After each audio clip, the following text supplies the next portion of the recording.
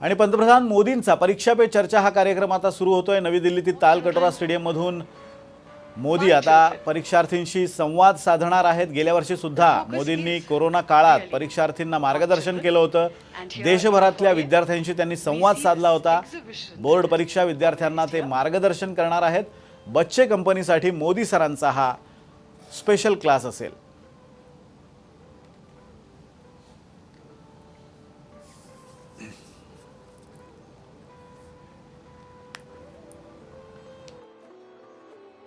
Covid विजय ये model है जिसके जरिए हम देख रहे हैं कि कैसे हमारे देश में कोविड से विजय पाई गई।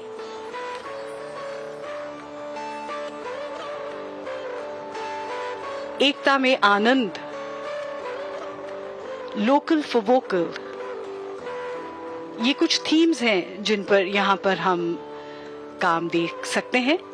और ये हैं रुचिका कुमारी जेएनबी कपूरथला से, जो कोविड पर विजय के बारे में बता रही हैं। और मां का इंतजार, वो एक और स्टैचू है यहां पर।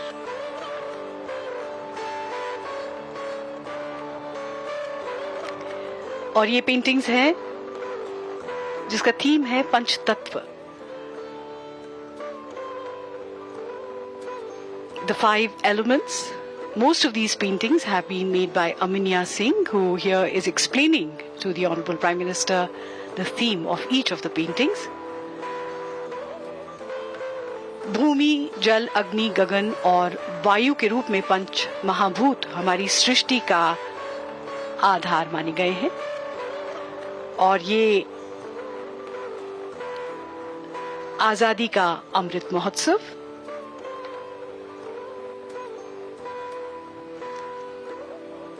हमारे देश में आजादी का अमृत महोत्सव बड़े गर्व और उत्साह से मनाया जा रहा है। न केवल बड़े बल्कि बच्चे, छात्र भी इसे उतने ही उत्साह से मना रहे हैं।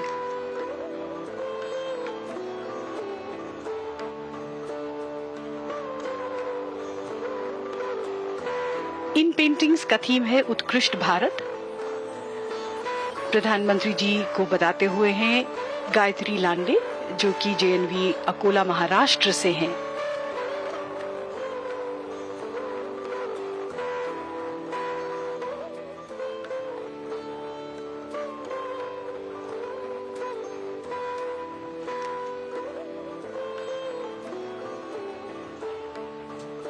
यहां पर हम देख रहे हैं पारंपरिक खिलौने। इन खिलौनों से खेलते खेलते बच्चे खेल खेल में ही रिश्तों के बारे में, दुनिया के बारे में, जीवन के बारे में बहुत सी बातें सीख जाते हैं।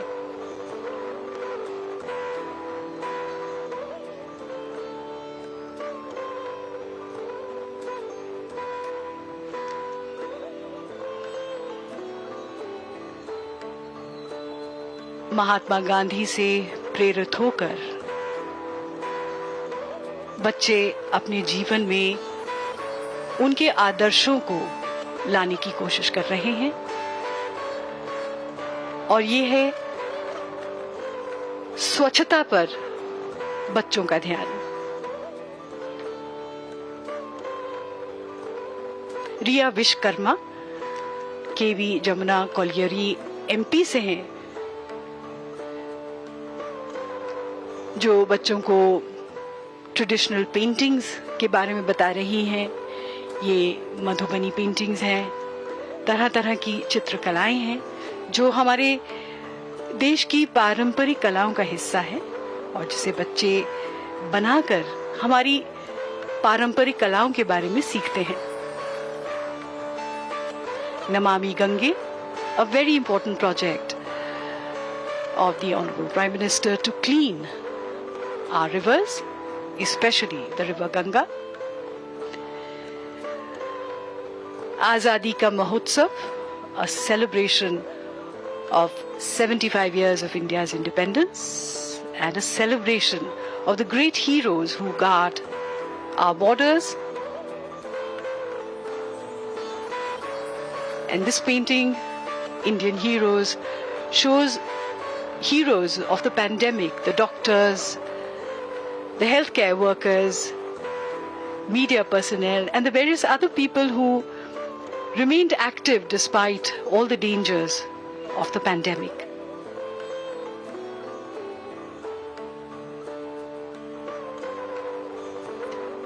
Every canvas is a journey all on its own. A picture, they say, is a poem without words. And these are some of the fine works we are seeing of the students of various schools from across the country.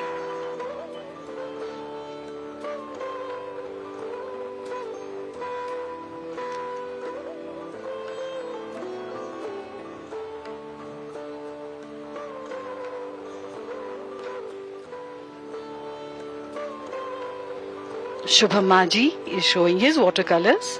He's from KV Jamtara, Jharkhand.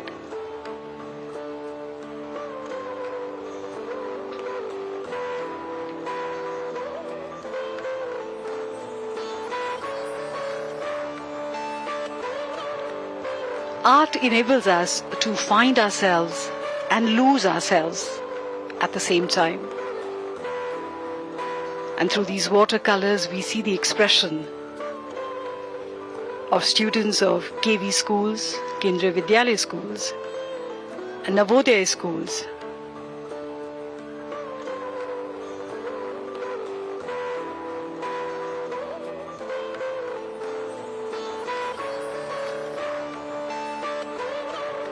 These are various projects that children from Bal Bhavan have made. The National Bal Bhavan is an autonomous body under the Department of Education that imparts non-formal education to children between the ages of 5 and 16. The idea here is to encourage children to think creatively, to be imaginative through activities which are entertaining. And we are seeing some of the creativity of the children of Bal Bhavan here. Expression through colors, monochrome, but beautiful nonetheless.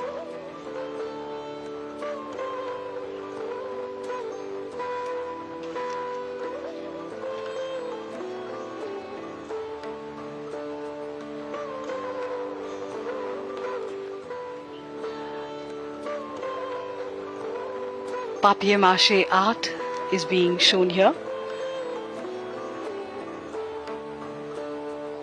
By using simple everyday things, one can create objects of great beauty.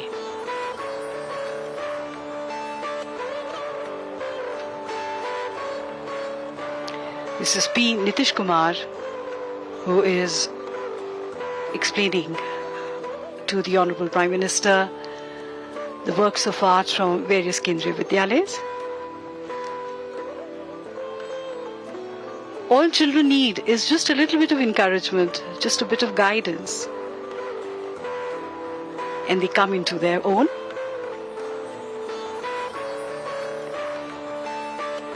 The themes here include the need to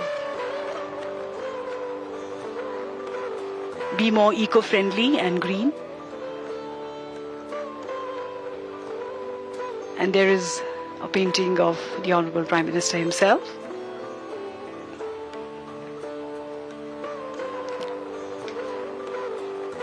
These were some of the themes that were given to children.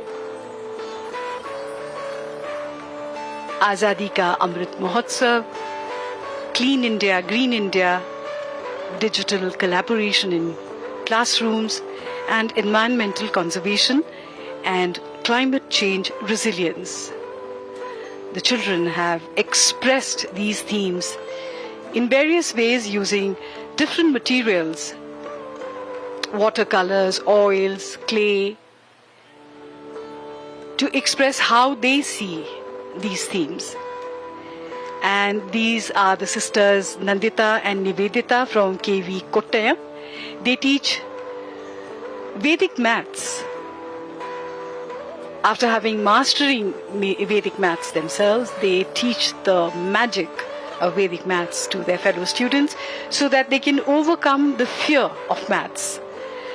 These two sisters took online free tuitions, but for certain sessions they requested the students to donate money to PM Cares, and close to 15,000 rupees were raised by them.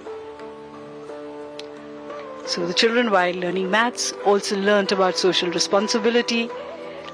They learnt about contributing their bit in service of the nation. And this is Easy Health, an innovative device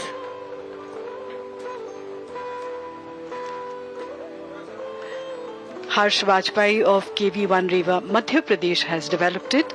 It senses two parameters, temperature and pulse, and updates it to a Wi-Fi database every 15 seconds. Doctors get alerted of abnormalities by email and phone call. The two sisters have something else to explain to the Honorable Prime Minister.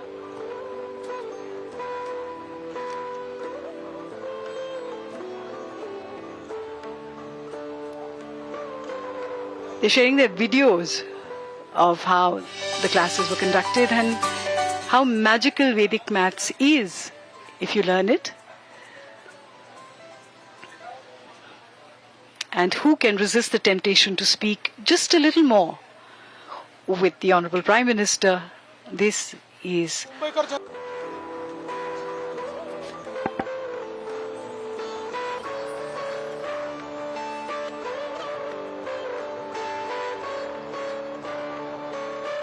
That's a little radio transistor with Man Ki Baat. A 3D printed radio transistor. Who knows what all these children will develop and print in the future.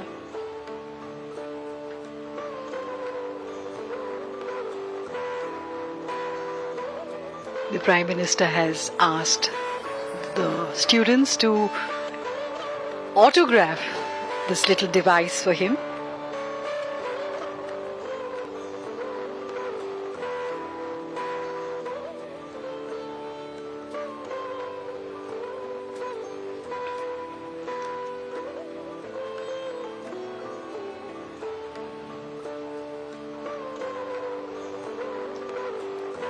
In just a few moments from now, the Honorable Prime Minister will address these children inside the Palkatura Indoor Stadium, and they are waiting with bated breath for the Honorable Prime Minister's arrival.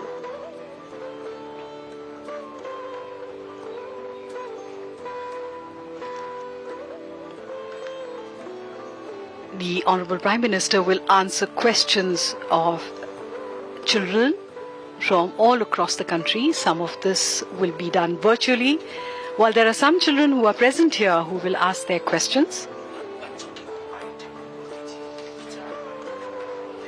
And children have excitedly expressed themselves about this interaction.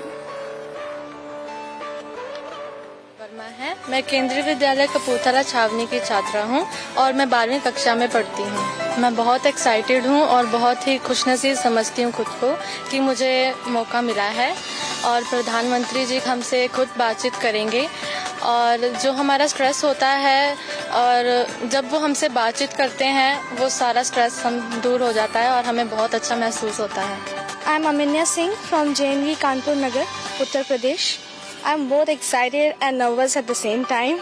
I'm feeling very fortunate that I'm getting a chance, a golden chance to meet a Prime Minister, and I'm very excited for this.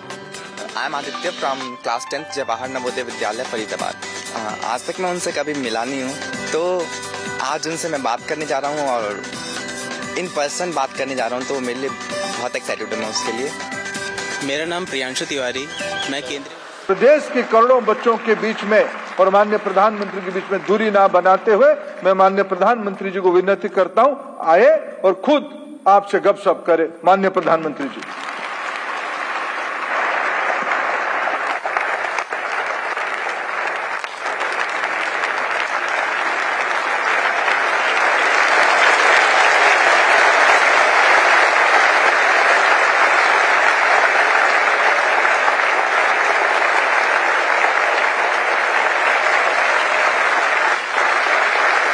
सबको नमस्कार।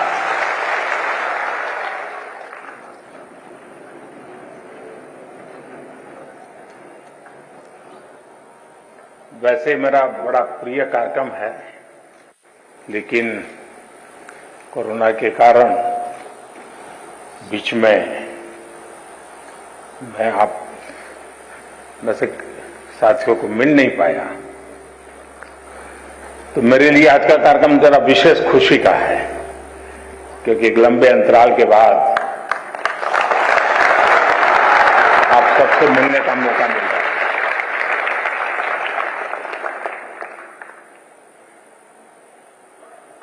मुझे नहीं लगता है कि परीक्षा का आप लोगों को कोई टेंशन होगा।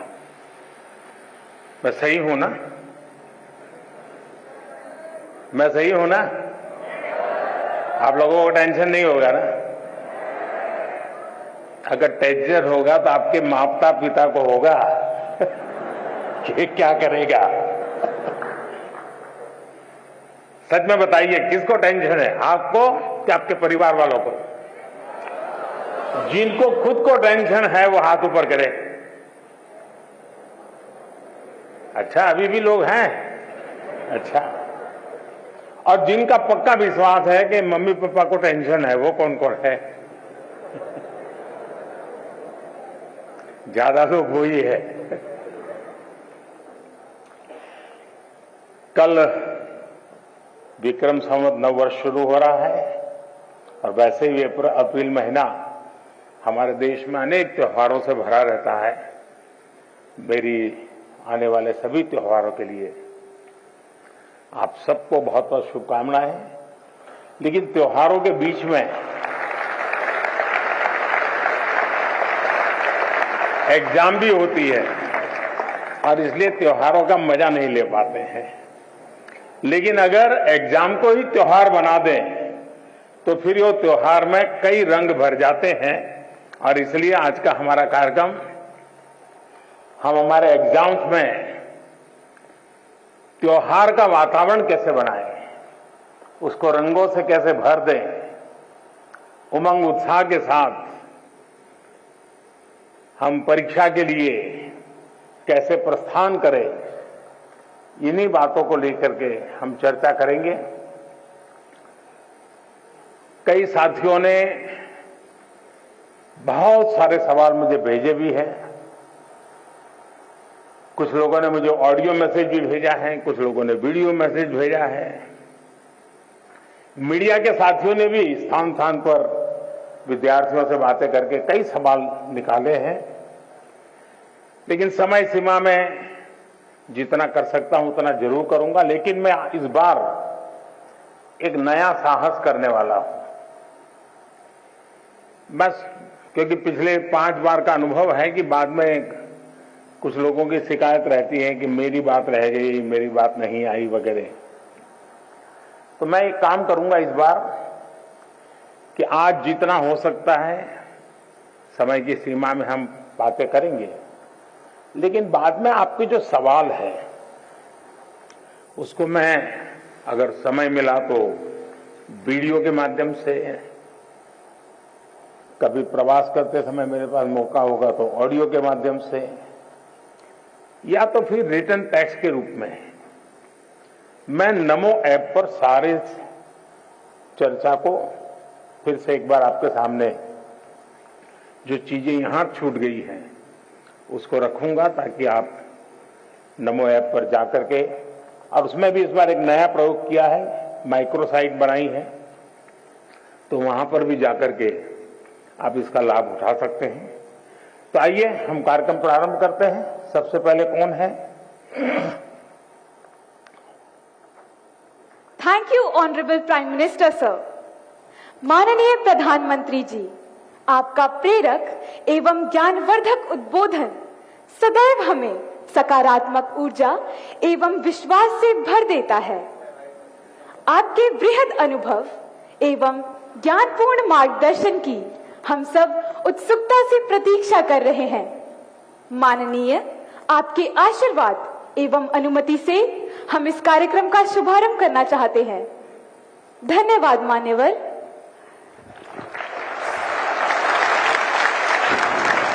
माननीय प्रधानमंत्री जी, भारत की राजधानी ऐतिहासिक नगरी दिल्ली के विवेकानंद स्कूल की कक्षा 12वीं की छात्रा खुशी जैन आपसे प्रश्न पूछना चाहती हैं। खुशी, कृपया अपना प्रश्न पूछिए। ये अच्छी बात है, खुशी से शुरू हो रहा है।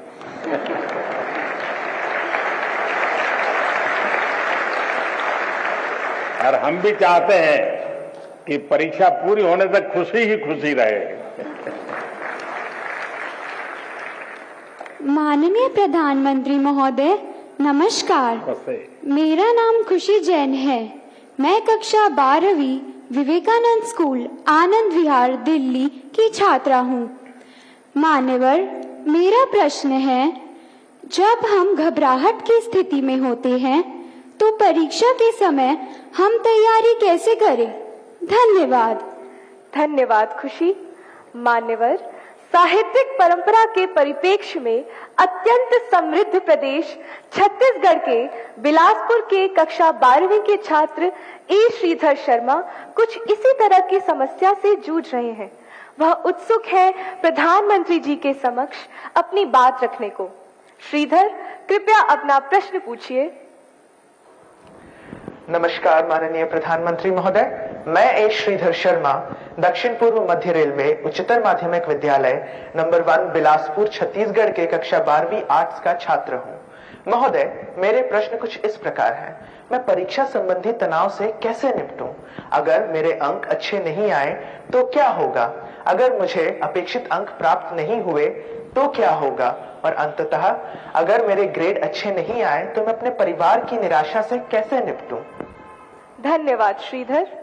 From the land where the Sabarmati Sant Mahatma Gandhi ji started his Satyagraha movement, I invite Kenny Patel, a class 10 student of Vadodara, who earnestly seeks your guidance on similar challenges faced by her. Kenny, please ask your question. Greeting Prime Minister sir. My name is Kenny Patel. I am from Treehouse High School, Vadodara, Gujarat, from class 10th. My question is how to overcome the stress of completing the whole syllabus with a proper revision to enhance our marks and result, and how to take proper sleep and rest during the examination time. Thank you, sir. Thank you, Kenny. माननीय प्रधानमंत्री जी, खुशी, श्रीधर शर्मा तथा केनी पटेल परीक्षा के तनाव से व्यथित हैं। उन्हीं की तरह देश भर से अनेक विद्यार्थियों ने एग्जाम स्ट्रेस से संबंधित प्रश्न पूछे हैं। परीक्षा के तनाव से लगभग सभी विद्यार्थी प्रभावित होते हैं और आपके मार्गदर्शन के अभिलाषी हैं। माननीय प्रधानमंत्री जी, एक साथ आप लोगों ने इतना सवाल पूछ लिए हैं कि ऐसा लग रहा है कि मुझे ही पैनिक से गुजरना पड़ेगा। देखिए, आपके मन में भय क्यों होता है, ये प्रश्न मेरे मन में है। क्या आप पहली बार एग्जाम देने जा रहे हैं? क्या आप में से कोई नहीं है जो पहली बार एग्जाम देने जा रहा है? मतलब कि आपने बहुत सारी एग्जाम दे चुके हैं और अब तो आप प्रकार से एग्जाम के इस दौर से आखिरी छोर की तरफ पहुंच चुके हैं। इतना बड़ा समंदर पार करने के बाद किनारे पर डूबने का डर, ये तो दिमाग में बैठता नहीं है। तो पहली बात है कि आप मन में एक बार तय कर लीजिए कि परीक्षा जीवन का एक सहज हिस्सा है। हमारी विकास यात्रा का छोटे छोटे पड़ाव है और उस पड़ाव से हमें गुजरना है और हम गुजर चुके हैं। जब इतनी बार हम एग्जाम दे चुके हैं, एग्जाम देते एक प्रकार से हम एग्जाम प्रूफ हो गए हैं। और जब ये विश्वास पैदा हो जाता है तो ये नहीं, आने वाली किसी भी एग्जाम के लिए ये अनुभव अपने आप में आपकी ताकत बन जाते हैं। इसे, आपके इन अनुभव को, जिस प्रक्रिया से आप गुजरे हैं, उसको आप कतई छोटा मत मानिए। दूसरा, ये आपके मन में जो पैनिक होता है, क्या ये तो नहीं है कि प्रिपेयर्डनेस में कमी है?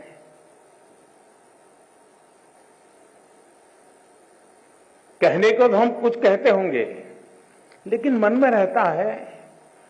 मेरा आपको सुझाव है, अब एग्जाम के बीच में समय तो ज्यादा है नहीं, इस बोझ को जीना है कि जो किया है उसमें विश्वास भर करके आगे बढ़ना है। हो सकता है एक दो चीजें छूट गई होगी, एक आध चीज में थोड़ी जितनी मेहनत चाहिए नहीं हुई होगी, उसमें क्या है, लेकिन जो हुआ है उसमें मेरा आत्मविश्वास भरपूर है, तो वो बाकी चीजों में भी वो ओवरकम कर जाता है। और इसलिए मेरा आपसे आग्रह है कि आप इस प्रेशर में मत रहिए, पैनिक क्रिएट हो ऐसा वातावरण को पनपने ही मत दीजिए। जितनी सहज दिनचर्या आपकी रहती है, उतनी ही सहज दिनचर्या में आप अपने आने वाले परीक्षा के समय को भी बिताइए। एक्स्ट्रा कम अधिक जोड़ना तोड़ना वो आपके पूरे स्वभाव से डिस्टर्बेंस पैदा करेगा। वो ये करता है तो चलो मैं भी ये करूं, मेरा एक दोस्त ऐसा करता है इसलिए उसको अच्छे मार्क्स आते हैं, मैं भी वो करूं। आप वो कुछ मत कीजिए जो आपने सुना है, आप वही कीजिए जो इतने समय से आप करते आए हैं, और उसमें आप विश्वास भरिए। मुझे पक्का भरोसा है आप पर कि आप बहुत सरलता से, उमंग से, उत्साह से, एक फेस्टिवल मूड में एग्जाम दे पाएंगे और सफल होकर रहेंगे।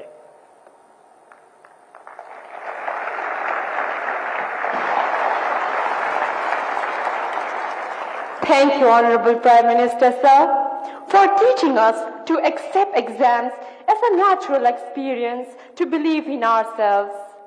Honorable Prime Minister, sir, the next question comes from Mysuru in Karnataka, renowned for its heritage destinations and national parks. Tarun MB, who is a class 11 student here, seeks a solution to his problem. Tarun, may we have your question, please? Good morning, sir. I am Tarun MB, studying in class 11th at Jawahar Navodaya Vidyalaya, Mysuru, Karnataka. I express my sincere gratitude in being given an opportunity to participate in the 5th edition of Pariksha Pe Charcha 2022. My question to our Honorable Prime Minister Shri Narendra Modi ji is, sir, how can a student focus while studying online? Because there are so many distractions like YouTube, WhatsApp and other social media. It is very difficult to study online without disturbance. Sir, is there any solution for this? Thank you, sir. Thank you, Tarun. Honorable Prime Minister, sir, Sahid Ali, a class 10 student of Silver Oak School, Delhi Cantonment Board, is eager to ask his question on a similar subject. Sahid, please ask your question. नमस्कार महोदय, माननीय प्रधानमंत्री जी, मैं Sahid Ali Silver Oak School Delhi Cantonment Board में 10वीं कक्षा का छात्र हूँ। पिछले 2 वर्षों से हम अपनी पढ़ाई ऑनलाइन मोड में कर रहे हैं। इंटरनेट के इस्तेमाल से हम में से बहुत से बच्चों में सोशल मीडिया और ऑनलाइन गेमिंग की एडिक्शन सी हो गई है। इस स्थिति से बाहर निकलने के लिए क्या करें? कृपया हमारा मार्गदर्शन कीजिए। Thank you, Sahid. Honorable Sir, Kirtana Nair, a class 10 student from Thiruvananthapuram, Kerala, is plagued by the same problem and expects to receive guidance from you, sir. Kirtana's question has been received from times now. Kirtana, please ask your question. Hi, I am Kirtana from class 10 in Christava School, Thiruvananthapuram, Kerala.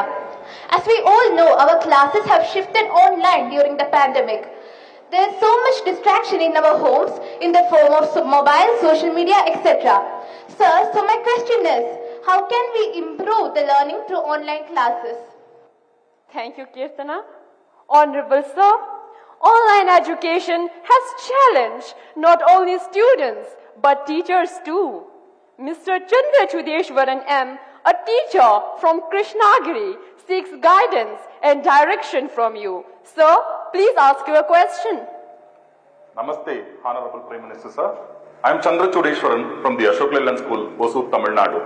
My question is, as a teacher, conducting online teaching and learning has become a challenge. How best to face it, sir? Dhanyavad, Mahoday. Thank you, sir. Honorable Prime Minister, sir, Tarun, Sahit, Kirtana, and Chandra sir are all anxious about the online education has caused them to addicted to and distracted by social media during the last 2 years. Honorable sir, from different parts of the country, we have received many similar questions. Out of those, these are the selected ones that sum up everyone's concerns. I request you to please guide them, sir. मेरे मन में एक सवाल आता है कि क्या आप लोगों ने बताया कि कहीं इधर इधर भटक जाते हैं। थोड़ा अपने आप को पूछिए कि जब आप ऑनलाइन रीडिंग करते हैं तो सचमुच में रीडिंग करते हैं कि रील देखते हैं।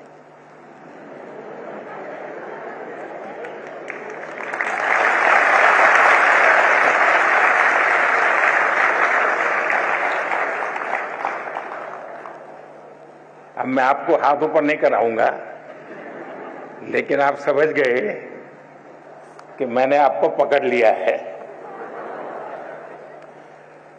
हकीकत में दोष ऑनलाइन या ऑफलाइन इसका नहीं है। आप अनुभव किए होंगे, क्लास में भी बहुत बार आपका शरीर क्लासरूम में होगा, आपकी आंखें टीचर की तरफ होगी, लेकिन कान में एक भी बात नहीं जाती होगी,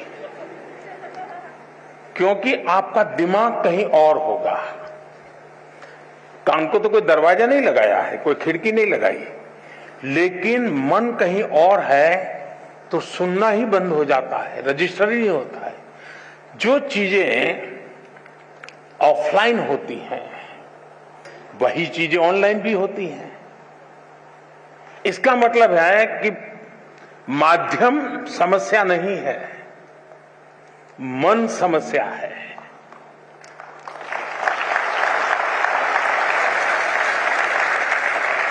माध्यम ऑनलाइन हो या ऑफलाइन, अगर मेरा मन पूरी तरह उससे जुड़ा हुआ है, उसमें डूबा हुआ है, मेरा एक खोजी मन है जो उसकी बारीकियों को पकड़ने की कोशिश कर रहा है, तो आपके लिए ऑनलाइन या ऑफलाइन मैं नहीं मानता हूं कि कोई फर्क पड़ सकता है। और इसलिए हम, जैसे युग बदलता है तो माध्यम भी बदलते रहते हैं। अब पहले के जमाने में जो गुरुकुल चलते थे, सदियों पहले, सहस्त्र वर्ष पहले, तो वहां तो प्रिंटिंग पेपर भी नहीं थे, तो उस समय कोई किताब भी नहीं थी, तो ऐसे ही कंठस्थ सब चलता था।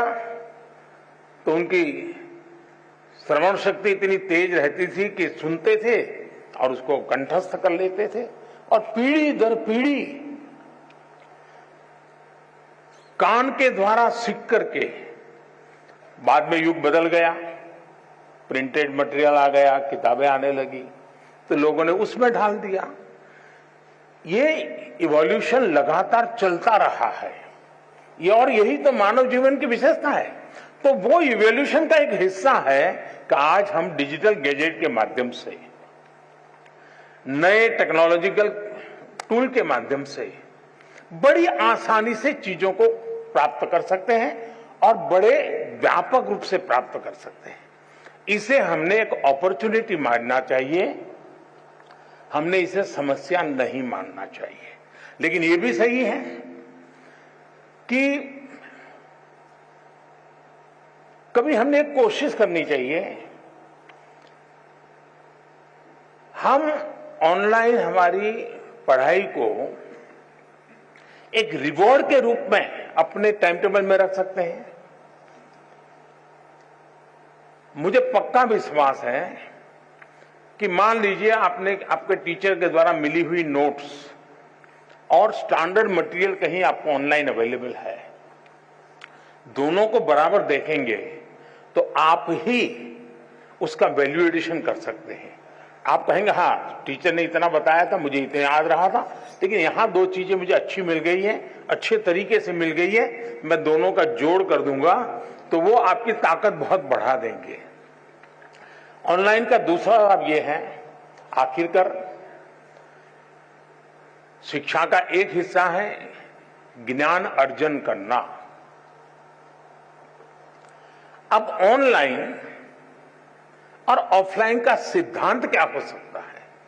मैं मानता हूं ऑनलाइन पाने के लिए है, ऑफलाइन बनने के लिए है।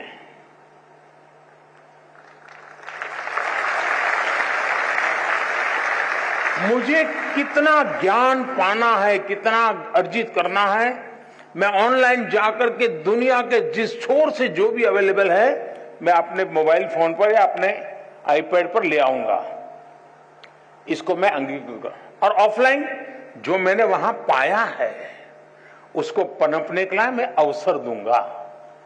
मैं ऑफलाइन उस जो चीजों को मैं, अब मान लीजिए यहां साउथ इंडिया के साथियों ने मुझे पूछा, आखिर में बड़ा कम करते हुए बात हुई, टीचर महोदय ने पूछा, तो मैं ये कहूंगा कि मां ऑनलाइन आपने डोसा कैसे बनता है, कौन से इंग्रेडिएंट होते हैं, क्या प्रोसेस होता है, सब देख कर लिया, लेकिन पेट भरेगा क्या?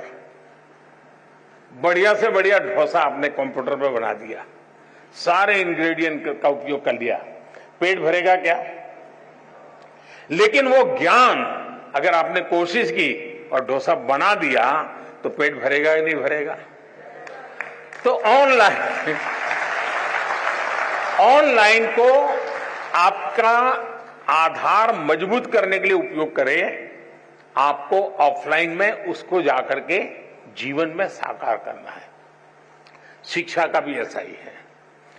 पहले आपकी जो किताब है वो, आपके जो टीचर है वो, आपका जो सराउंडिंग्स है वो, बहुत सीमित साधन थे ज्ञान प्राप्त करने के।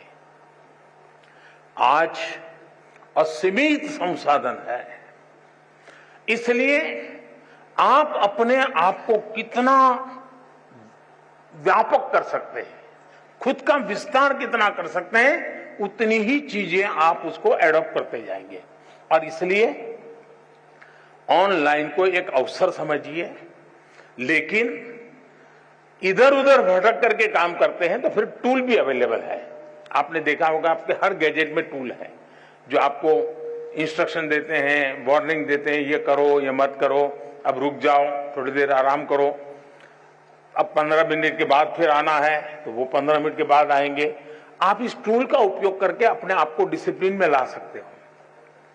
और मैंने देखा है कि बहुत सारे बच्चे होते हैं जो ऑनलाइन इन टूल्स का मैक्सिमम उपयोग करते हैं, अपने आप को रिस्ट्रिक्ट करते हैं। दूसरा, जीवन में खुद से भी जुड़ना ये भी उतना ही महत्व है जितना आईपैड के अंदर घुसने में आनंद आता है, मोबाइल फोन के अंदर घुसने में आनंद होता है, उससे हजारों गुना आनंद अपने भीतर घुसने का भी होता है।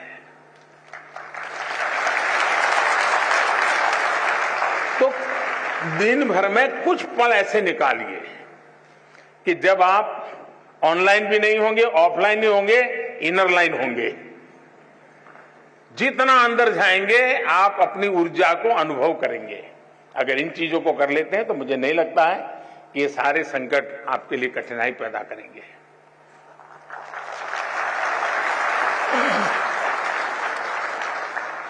माननीय प्रधानमंत्री जी, आपने हमें मूल मंत्र दिया कि जब हम एकाग्र मन होकर अपनी पढ़ाई करें तो सफलता हमें अवश्य मिलेगी। धन्यवाद महोदय। माननीय प्रधानमंत्री जी, वैदिक सभ्यता और सिंधु घाटी सभ्यता के मुख्य निवास स्थान पानीपत हरियाणा से सुश्री सुमन रानी, जो कि एक शिक्षिका है, आपके समक्ष अपना प्रश्न रखना चाहती है। सुश्री सुमन रानी मैम, कृपया अपना प्रश्न पूछिए। महोदय जी, मैं Suman Rani, TGT social science, DAV police public school Panipat से।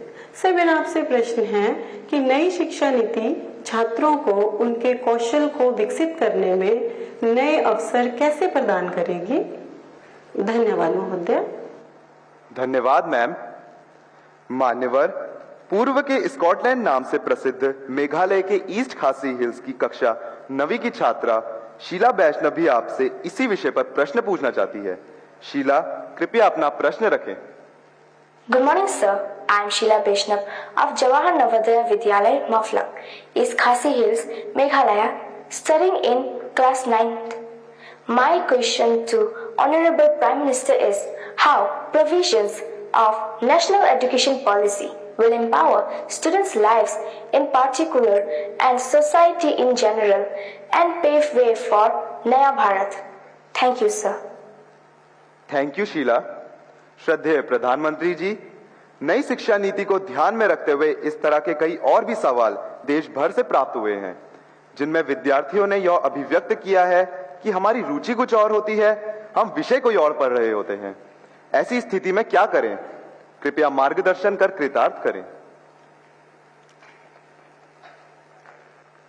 जरा गंभीर प्रकार का सवाल पूछा है और इतने कम समय में उसका पूरा विस्तार से जवाब देना भी कठिन है। पहली बात तो है, ये न्यू एजुकेशन पॉलिसी के बजाय हम ये कहें ये नेशनल एजुकेशन पॉलिसी है, एनईपी। कुछ लोग एन को न्यू कहते हैं, एक्चुअली ये नेशनल एजुकेशन पॉलिसी है। और मुझे अच्छा लगा कि आपने पूछा, शायद दुनिया में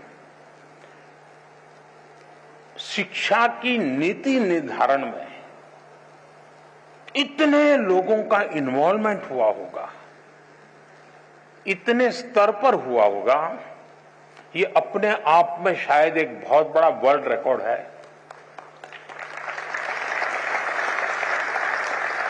2014 से जब मुझसे इस कार्य के लिए आप सबने पसंद किया, तो शुरुआत से इस काम पर हम लगे थे। करीब 6-7 साल तक बहुत ब्रेनस्टॉर्मिंग हुआ, हर स्तर पर हुआ। गांव के शिक्षकों के बीच हुआ, गांव के स्टूडेंट्स के बीच हुआ, शहर के शिक्षकों के बीच हुआ, शहर के स्टूडेंट्स के बीच हुआ। बॉयज स्टूडेंट्स ने कहा, गर्ल्स स्टूडेंट्स ने कहा, दूर सुदूर पहाड़ों में, जंगलों में, यानी एक प्रकार से हिंदुस्तान के हर कोने में सालों तक इस विषय पर ब्रेनस्टॉर्मिंग हुआ।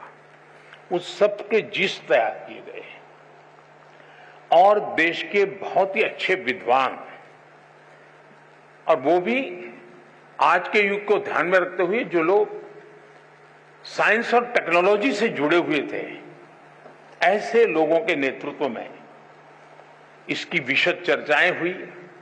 उसमें से एक ड्राफ्ट तैयार हुआ।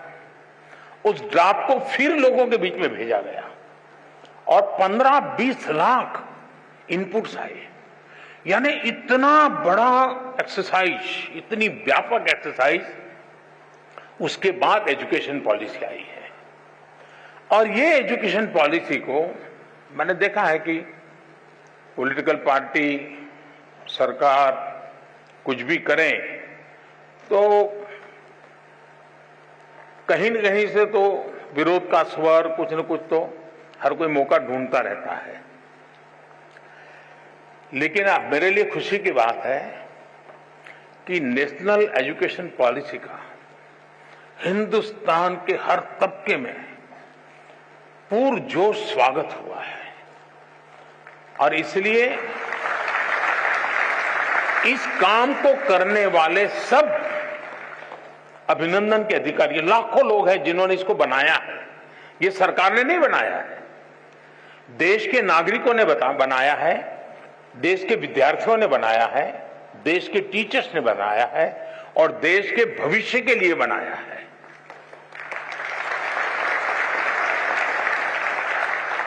अब एक छोटा सा विषय, पहले हमारे यहां खेलकूद एक एक्स्ट्रा एक्टिविटी माना जाता था। आपको जो 5वीं, 6ठी, 7वीं में पढ़े होंगे उनको पता होगा। अब इस नेशनल एजुकेशन पॉलिसी में वो शिक्षा का हिस्सा बना दिया गया है।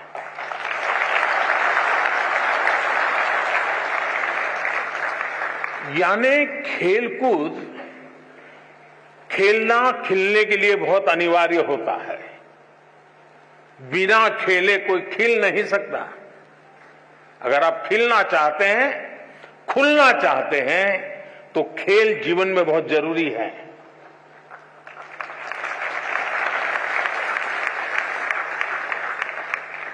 टीम स्पिरिट आता है, साहस आता है, अपने प्रतिस्पर्धी को समझने की ताकत आती है। ये सारी किताबों में से जो सीखते हैं, खेल के मैदान में आसानी से सीख सकते हैं। लेकिन वह पहले हमारी शिक्षा व्यवस्था से बाहर था, एक्स्ट्रा एक्टिविटी था, उसको प्रतिष्ठा दी। अब आप देखते हैं कि परिवर्तन आने वाला है और इन दिनों खेलकूद में जो रुचि बढ़ रही है तो उसको एक प्रतिष्ठा मिली है। फर्क मैं एक ऐसी चीज बता रहा हूं कि जो आपको ध्यान में आए। कहने के लिए तो मेरे पास बहुत सारी चीजें हैं। उसी प्रकार से क्या हम 20वीं सदी की नीतियों को लेकर के 21वीं सदी का निर्माण कर सकते हैं क्या? मैं आप लोगों से पूछता हूं। 20वीं सदी की सोच, 20वीं सदी की व्यवस्था, 20वीं सदी की नीति, इससे 21वीं सदी में आगे बढ़ सकते हैं क्या? जरा जोर से बताइए ना। नहीं बढ़ सकते ना। तो हमें 21वीं सदी के अनुकूल अपनी सारी व्यवस्थाओं को, सारी नीतियों को ढालना चाहिए कि नहीं ढालना चाहिए? अगर हम अपने आप को इवॉल्व नहीं करेंगे तो हम ठहर जाएंगे, और ठहर जाएंगे ऐसा नहीं, हम पिछड़ जाएंगे। और इसलिए भी वैसे बीच में समय जितना जाना चाहिए था उससे ज्यादा चला गया, उससे देश का नुकसान हुआ है। लेकिन अब जब हम पहुंच चुके हैं, अब जैसे आज हम देखते हैं कि कभी कभार माँ बाप की इच्छा के कारण, रिसोर्सेज के कारण, नजदीक में व्यवस्था के कारण हम अपनी इच्छा के शिक्षा के लिए आगे नहीं बढ़ पाते हैं, और सब प्रेशर के कारण और प्रतिष्ठा के कारण एक ढर्रे पर चले गए। हाँ, नहीं नहीं डॉक्टर बनना है। लेकिन हमारा जो इंस्टिंक्ट है कुछ और है। मुझे वाइल्ड लाइफ में इंटरेस्ट है, मुझे पेंटिंग में इंटरेस्ट है, मुझे टेक्नोलॉजी में इंटरेस्ट है, मुझे साइंस में इंटरेस्ट है, मुझे रिसर्च में इंटरेस्ट। अब कारणों से मेडिकल में तो चला गया, पहले तो गए हैं, तो फिर इस पाइपलाइन में यहां घुसे आप तो आपको वहां ही निकलना पड़ेगा दूसरे छोर पे। अब हमने कह दिया ऐसा जरूरी नहीं है कि आप प्रवेश कर लिया लेकिन 1 साल 2 साल के बाद लगा कि नहीं नहीं मेरा रास्ता ये नहीं है, मेरा तो मिजाज वो है, मैं वहां जाना चाहता हूं। तो अब नेशनल एजुकेशन पॉलिसी आपको नए रास्ते पर जाने का अवसर देती है, सम्मान के साथ अवसर देती है।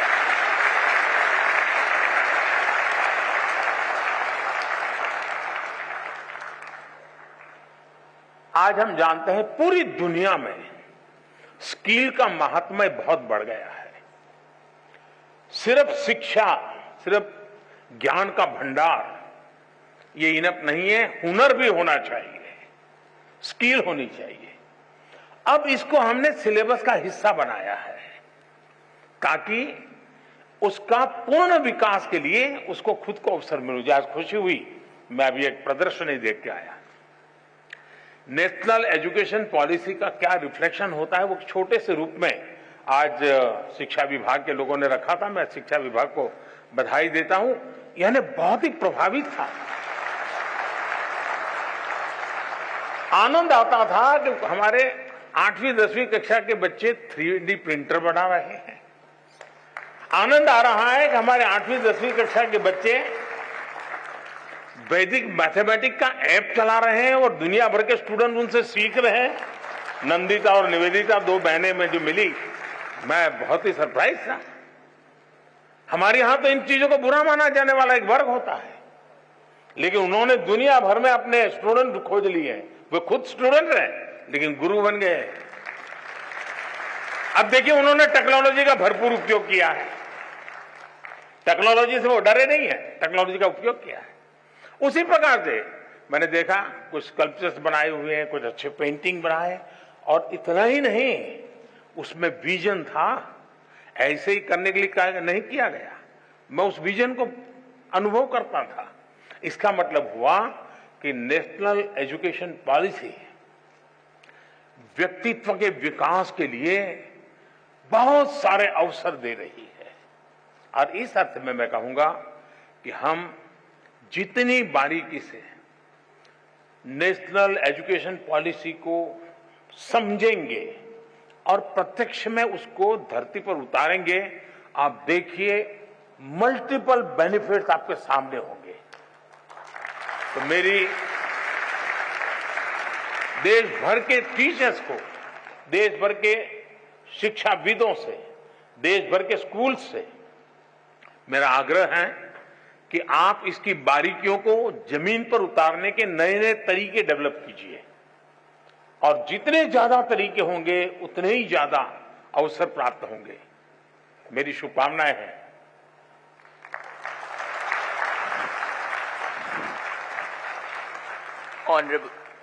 Honorable Prime Minister, sir, now we are absolutely confident that the national education policy will redefine the meaning of education for us and our future is brilliant. हम खेलेंगे तो अवश्य खेलेंगे. Honorable sir, Roshni of Rajkiya Kanya Inter College in the industrial town of Ghaziabad seeks respected Prime Minister's help and guidance on certain issues. Roshni, please ask your question. नमस्कार महोदय, माननीय प्रधानमंत्री जी, मैं रोशनी राजकीय कन्या इंटर कॉलेज विजयनगर गाजियाबाद उत्तर प्रदेश में 11वीं कक्षा की छात्रा हूँ। मान्यवर, मेरा प्रश्न यह है कि मुझे आश्चर्य है कि क्या छात्र परीक्षा से डरते हैं या अपने माता पिता और शिक्षकों से? क्या हमें परीक्षा को बहुत गंभीरता से लेना चाहिए जैसे कि हमारे माता पिता या शिक्षक हमसे उम्मीद करते हैं, या बस त्योहारों की तरह उनका आनंद लें? कृपया हमारा मार्गदर्शन करें। धन्यवाद। थैंक यू रोशनी। 5 नदियों के क्षेत्र, गुरुओं की भूमि स्थित समृद्ध राज्य पंजाब के भटिंडा से 10वीं की छात्रा किरणप्रीत इसी विषय पर अपना प्रश्न पूछना चाहती हैं। किरणप्रीत, कृपया अपना प्रश्न पूछें। Good morning, Honorable Prime Minister Sir. My name is Kiranpreet Kaur of class 10th. I study in Doon Public Senior Secondary School, Kalyan Sukha District, Bathinda, Punjab. Sir, my question to you is, how do I deal with my family's disappointment if my results are not good? I don't have negativity against my parents because I know they need more reassurance than I do. Thank you, sir. Please guide me.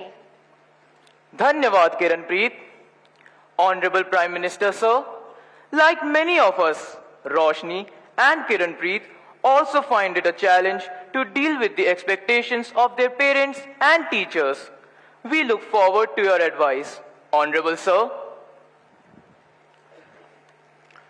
रोशनी, क्या कारण है कि आपने जब ये सवाल पूछा तो सबसे ज्यादा तालियां बजी? क्या कारण है?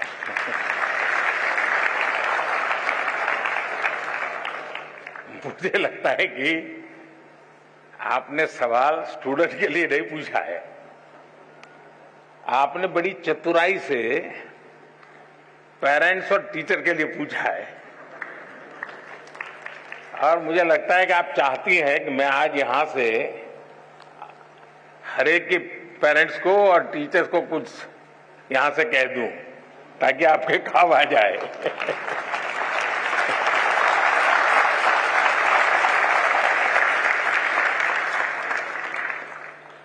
इसका मतलब कि आप पर प्रेशर है टीचर का, आप पर प्रेशर है पेरेंट्स का, और इसलिए आपको उलझन है कि मैं मेरे लिए कुछ करूं कि उनके कहने पर करूं। अब उनको समझा नहीं पा रहे हैं और मैं अपना छोड़ नहीं पा रहा हूं। ये आपकी चिंता मैं महसूस कर रहा हूं। मैं सबसे पहले तो पेरेंट्स को और टीचर्स को ये जरूर कहना चाहूंगा कि कृपा करके आप मन में सपने लेकर के जीते हैं, या तो जो सपने आपके खुद के अधूरे रह गए हैं, आप जो करना चाहते थे अपने विद्यार्थी काल में, आप जो अपने जीवन में करना चाहते थे वो नहीं कर पाए, और इसलिए दिन रात आपको लगता है कि बस इसको तो वो बना के रहूंगा। यानी आप अपने मन की बातों को, अपने सपनों को, अपनी अपेक्षाओं आकांक्षाओं को अपने बच्चे में एक प्रकार से इंजेक्ट करने की कोशिश करते हैं।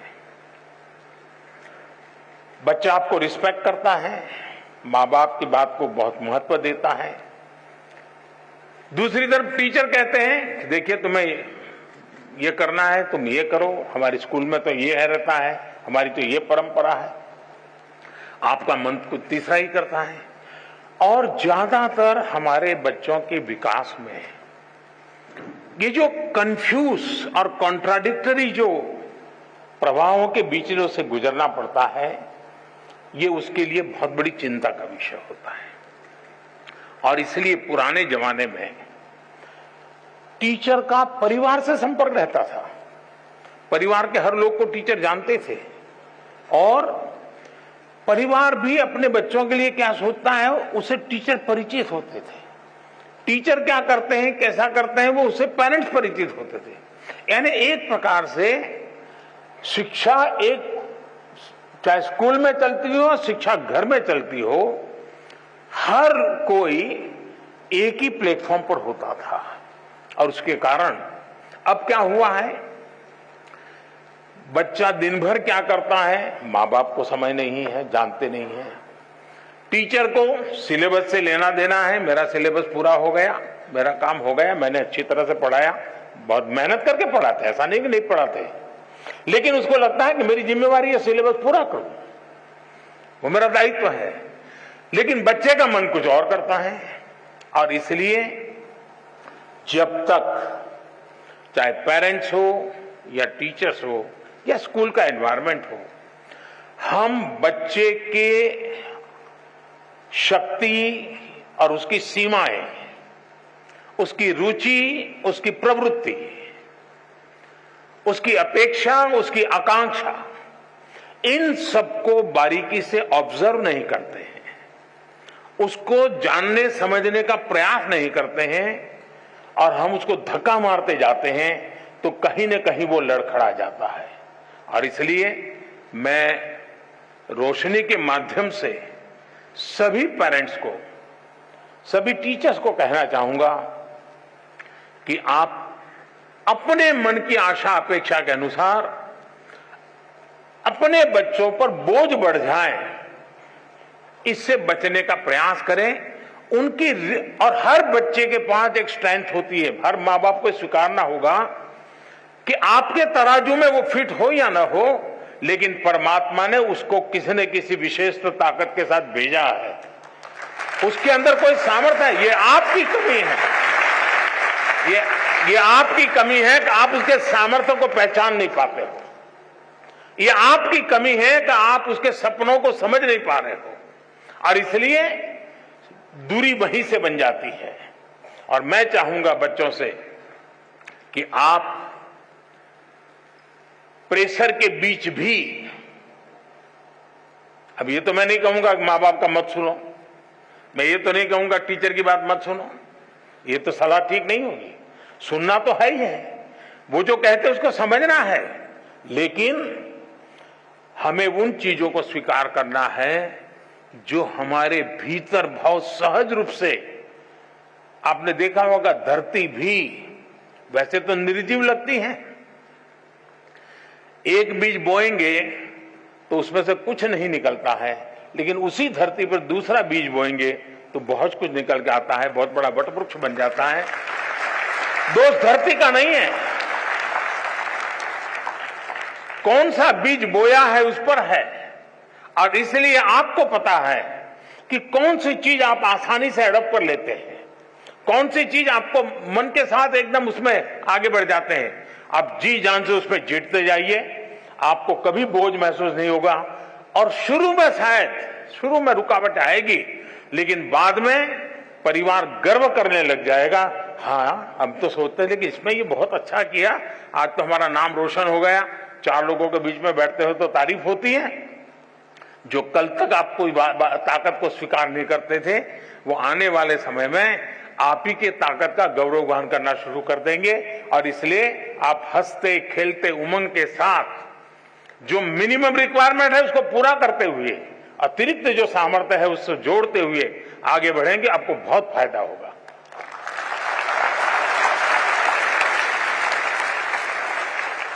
श्रद्धेय प्रधानमंत्री जी, आपने अभिभावक एवं शिक्षक की आशाओं अपेक्षाओं के बीच बच्चों की रुचि एवं आकांक्षाओं को नई शक्ति दी है।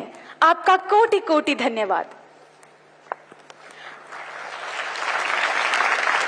Honorable Prime Minister Sir, from the culturally rich city of Delhi, Vaibhav, a class 10 student of Kendriya Vidyalaya Janakpuri, earnestly seeks your counsel regarding his problem. Vaibhav, please ask your question. नमस्कार प्रधानमंत्री जी, मेरा नाम वैभव कनौजिया है। मैं कक्षा 10वीं का छात्र हूँ। मैं केंद्रीय विद्यालय जनकपुरी दिल्ली में पढ़ता हूँ। महोदय, मेरा आपसे यह प्रश्न है कि how to stay motivated and succeed when we have so many of backlog. Thank you sir.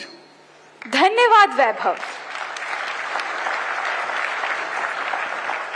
माननीय प्रधानमंत्री जी, हम बच्चे ही नहीं, हमारे अभिभावक भी आपसे अपनी समस्याओं का निदान चाहते हैं। सुजीत कुमार प्रधान जी, जो झारसुगुड़ा उड़ीसा से एक अभिभावक हैं, आपसे इसी विषय पर मार्गदर्शन की अपेक्षा रखते हैं।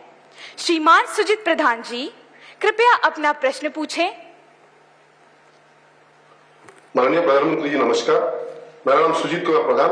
मेरा प्रश्न है, पाठ्येतर गतिविधि के लिए बच्चों को कैसे प्रेरित करें? धन्यवाद। धन्यवाद श्रीमान। माननीय प्रधानमंत्री जी, स्थापत्य और चित्रकला के धनी राजस्थान के जयपुर की कक्षा 12वीं की छात्रा कोमल शर्मा आपसे अपनी परेशानी का हल चाहती हैं। कोमल, कृपया अपना प्रश्न पूछें। नमस्कार माननीय प्रधानमंत्री जी महोदय, मेरा नाम कोमल शर्मा है। मैं राजकीय बालिका उच्च माध्यमिक विद्यालय बगरू जयपुर कक्षा 12वीं की छात्रा हूँ।